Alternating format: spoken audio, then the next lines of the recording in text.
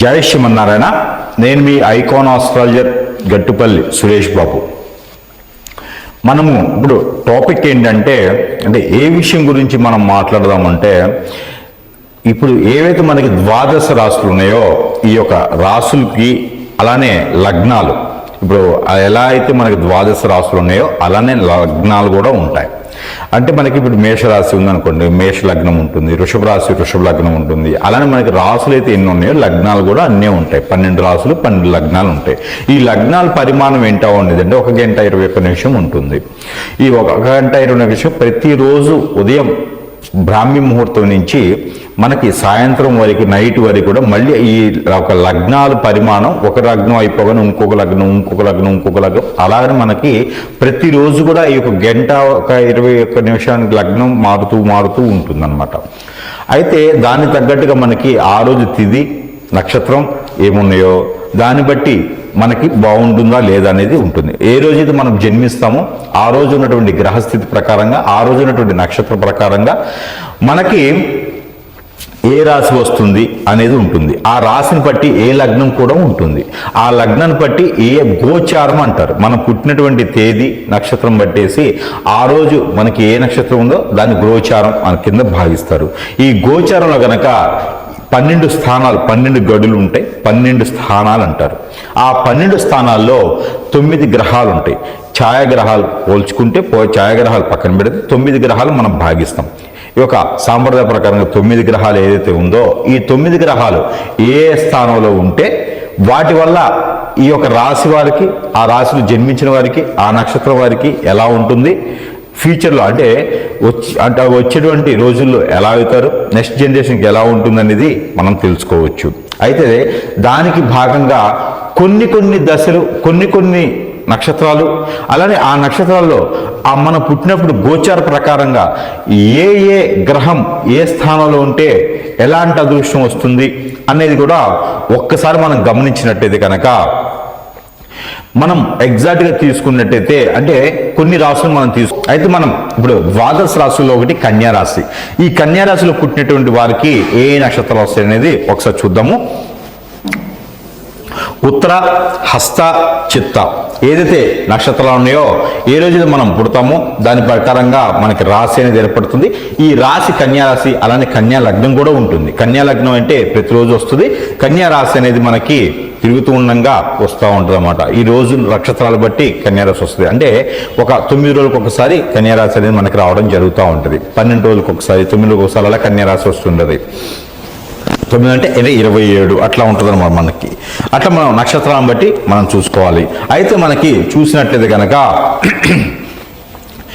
ఈ కన్యా రాశికి ఏ గ్రహం ఏ స్థానంలో ఉండడం వల్ల మనకి చెడు మంచి అనేది చూద్దాం. అయితే మనకి 4వ స్థానం, 8వ స్థానం, 6వ స్థానం, 10వ స్థానం, 12వ స్థానంలో శని భగవానుడు ఉంటే కనుక వీళ్ళకి ఏలినాటి శని, అష్టమ శని, అర్ధాష్టమ శని అనేది మొదలవుతుంది. ఈ కన్యా రాశి వారికి శని భగవాని యొక్క ఆ శని ఏదైతే ఉందో అది వీళ్ళకి పరిగణిస్తుంది. అలానే మనకి శుక్ర భగవానుడు శనితో పాటు ఉన్నాడంటే వీళ్ళకి కలత్ర దోషంతో పాటు పెళ్లిళ్ళు కూడా లేటుగా అవుతాయి. అలానే మనకి 2, 6, 8, 10, 12 స్థానాల్లో కుజుడు ఉన్నాడు అంటే ఖచ్చితంగా వీళ్ళకి కన్యా రాశి వారికి కుజు దోషం కూడా ఉంటుంది. అలానే మనకి 2, 5, 7, 9 స్థానాల్లో రాహుకేతువులు ఎవరైనా ఉంటే కనుక వీళ్ళకి రాహుకేతు దోషం కూడా ఉంటుంది. అలానే మనకి ఇవన్నీతో పాటు పూర్వీకుల శాపం, పూర్వీకుల దోషం కూడా కనబడుతుంది. అయితే మనకి ముఖ్యంగా ఈ బుధ భగవానుడు 2వ స్థానంలో ఉంటే మరీ మంచిది. అలానే మనకి 2, 5, 3 స్థానాల్లో బుధ భగవానుడు ఉన్న 9వ స్థానంలో బుధ భగవానుడు ఉంటే కూడా చాలా మంచిదని చెప్పొచ్చు. మాటల ద్వారా సంపాదించేటువంటి అదృష్టం ఉంటుంది కన్యా రాశి వారికి. డబ్బు సంపాదించడానికి కేవలం కష్టపడకుండా సలహాలు ఇస్తేనే డబ్బు సంపాదించేటువంటి విధి విధానాలు ఉంటాయి కన్యా రాశి వారికి.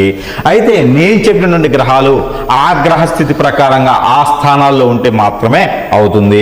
అలా కాకుండా గనక వేరే అశుభ దృష్టి గనక ఆ గ్రహాల మీద పడ్డట్టయితే ఖచ్చితంగా ఆ కన్యా రాశి వారికి మిశ్రమ ఫలితాలు ఉంటాయని చెప్పొచ్చు. పెళ్లిళ్ళు లేటుగా అవటం, అలానే ఆస్తులు తగాదాలు రావడం, అన్నదమ్ముల మధ్యన విభేదాలు రావడం, పెద్దల మధ్యన పిల్లలు ఉండలేకపోవటం, విదేశాలకు వెళ్ళిపోవటం, దేశం పోయారు అప్పులు పాలవటం, ఇలానే ఆర్థిక స్థితిగతులు ఉండటం, అలానే శత్రు భయం, శత్రుపీడ, శత్రు బాధ కూడా ఉండటం, అలానే పూర్వీకుల శాపం కూడా ఉండేలాగా ఉంటుంది ఈ కన్యా రాశి వారికి. కావున ఈ యొక్క గ్రహాలు ఏవైతే 4వ స్థానం, 6వ స్థానం, 10వ స్థానం, 8వ స్థానం, 12వ స్థానంలో శని భగవానుడు ఉన్నా, అలానే శుక్ర భగవానుడు కూడా మనం అనుకున్నట్టుగానే 2, 4, 6, 8, 10వ స్థానాల్లో శుక్ర భగవానుడు ఉన్నా కూడా ఈ యొక్క గ్రహస్థితి ఉంటే కూడా ఈ యొక్క పరిజ్ఞానం, ఈ యొక్క పరిమాణం ఉంటుంది కాబట్టి ఆ మేర ఉంటుంది.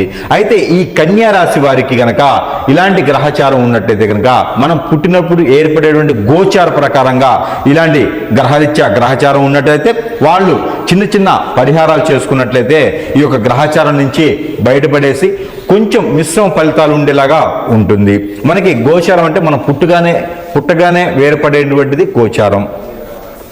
ఈ మేర గనక మీరు ఈ చిన్న చిన్న పరిహారాలు చేసుకుంటే మీరు జీవితకాలం అంటే మనం ఉన్నంత వరకు ఇలాంటి పరిహారాలు అనేది ఖచ్చితంగా చేసుకోవాలి. ఇప్పుడు కరెంటు ఏదైతే ఉందో మనకి ఈ కరెంట్ జనరేషన్లో అంటే ఈ రోజే మనం చూసుకోవడం వేరు. మనం పుట్టినప్పుడు డేట్ ఆఫ్ బర్త్ను బట్టి అప్పుడు గోచారం అనేది వేరు, నవాంశ అనేది వేరు. ఈ గోచారంలోంచి తీసుకొని చేసేదే నవాంశ.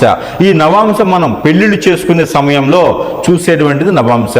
ఒక అబ్బాయి జాతకం కలిపేసి చూసి అది కంపాటబిలిటీ అని చెక్ చేసిన తర్వాత నవాంశలోకి వెళ్తారు. అక్కడ గనక మనకి బాగుంది అంటే పెళ్లిళ్ళు చేసుకునే దానికి బాగుంటుంది. కాబట్టి అది మరొక్కసారి మనం చూద్దాము. అయితే ఈ గ్రహరీత్యాల ప్రకారంగా గనక మీరు రవి భగవానుడు 2వ స్థానంలో కానీ 5వ స్థానంలో కానీ రవి భగవానుడు ఉండేసి, అలానే మనకి 4, 5, 6 స్థానంలో కనుక కుజుడు ఉన్నట్టయితే మీకు ఆ ఒక ఏదైతే కాలసర్ప దోషం ఉందో ఆ దోషం కూడా మీకు ఉంటుంది. ఈ దోషాలన్నిటికీ కూడా ఈ రకమైనటువంటి పరిహారాలు చేసుకున్నట్టయితే మీకు కలిసి వస్తుంది. ఇప్పుడు నేను చెప్పినటువంటి గ్రహాలు ఏవైతే ఉన్నాయో అవి మీ గోచార ప్రకారంగా ఆయా స్థానాల్లో ఉన్నట్లయితే కనుక వాటి గురించి మీకు ఖచ్చితంగా వెసులుబాటు అనేది రావాలి. ఆ వెసులుబాటు రావడం కోసం చిన్న చిన్న పరిహారాలు మీరు జీవితకాలం చేయాల్సి వస్తుంది. మీకు ఈ పరిహార నిమిత్తంగా ఏంటంటే పన్నీరు అని దొరుకుతుంది. పన్నీరుతో పాటు మీకు కుంకుమ పువ్వు అని ఉంటుంది. ఈ కుంకుమ పువ్వు సఫ్రాన్ అంటారు. ఈ సఫ్రాన్ అలానే పన్నీరు ఇది మీకు పూజ సామాగ్రిలో దొరుకుతుంది. అలానే మీకు జాజికాయ అని ఉంటుంది. ఈ జాజికాయ, సఫ్రాన్ అలానే మీకు పన్నీరు అని ఉంటుంది. ఈ 3 కూడా తీసుకొని ఈ 3 కూడా ఆ నవగ్రహాలకు అభిషేకం చేయడం, ఈ 3తో కూడా మీరు నవగ్రహాలకే కాకుండా రాహువు కేతువులకి అభిషేకం చేస్తే మరీ మంచిది. అలానే సుబ్రహ్మణ్యేశ్వర స్వామి వారి ఆలయంలో కానీ అలానే మీకు కుమారస్వామి ఆలయంలో కానీ కూడా అభిషేకం చేసుకున్నట్టయితే కనుక మనం అనుకున్నటువంటి ఏవైతే దోషాలు ఉన్నాయో అవన్నీ కూడా తొలగిపోయేలా ఉంటుంది. ఎక్కడైనా మీకు శివాలయం కనుక సమీప దూరంలో ఉంటే అక్కడ కూడా వీటితో అభిషేకం చేసుకోవడం ద్వారా మీరు ఉన్నటువంటి రుమ్మతులు, ఆరోగ్య సమస్యలు అలానే మీ గ్రహరీత్యా ఉన్నటువంటి ప్రాబ్లమ్స్ ఏవైతే ఉన్నాయో ఇప్పుడు మనం అనుకున్నటువంటి ఆ స్థానాలకు సంబంధించిన గ్రహాలు ఏవైతే మీకు 6వ స్థానంలో కుజుడు ఉండటం, 4వ స్థానంలో కుజుడు ఉండటం, అలానే శని భగవానుడు 8వ స్థానంలో ఉండటం లాంటి గోచార ప్రకారంగా ఉన్నాయో అవన్నీ కూడా తొలగిపోయేసి కొంతమేర ఆ గ్రహశాంతి కలిగేసి మీకు వెసులుబాటు ఉంటుంది. ఆ మేర మీరు చేసేటువంటి పనులు కావచ్చు, ఆ మేర చేసేటువంటి జాబ్ పరంగా కావచ్చు, ప్రయత్నాలు కావచ్చు, మ్యారేజెస్ కావచ్చు, ఆ ఇళ్ళు అలానే స్థలాలు అన్నీ సంపాదించుకునే దానికి నరదిష్టి నరఘోష కూడా తొలగిపోయేలా ఉంటుంది. కాబట్టి ఈ మేర ప్రయత్నం చేసుకుంటే కలిసి వచ్చేదానికి అదృష్టం ఉంటుంది. ఆ మేర ప్రయత్నం చేసుకోండి. అందరూ అదృష్టవంతులు అవ్వండి. జై శ్రీమన్నారాయణ.